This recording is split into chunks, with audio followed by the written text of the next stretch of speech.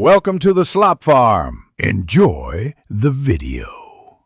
You start by confirming prerequisites: map access, Fisch key item, and a scout in the party, because detection gates require high perception. Once those are ready, open the map and set a waypoint to the COM zone coordinates so you don't waste time searching. Move out of base immediately and use stealth where indicated. This reduces random encounters and preserves resources. Make sure to keep your inventory light, because weight and status effects slow your approach to the target area. You proceed through the midsection by following the landmark sequence: Broken Spire, then Mirror Lake, then Signal Ridge. This order avoids guarded alleys. Once done, time your runs between patrol sweeps and use cover, because getting seen restarts progress.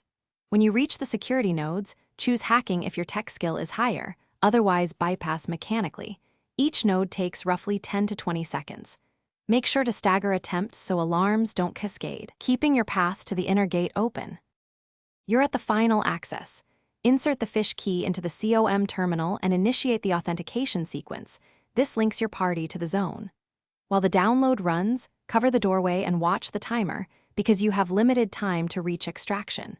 If the alarm triggers, immediately head to the nearest breaker box and reset it to silent search drones.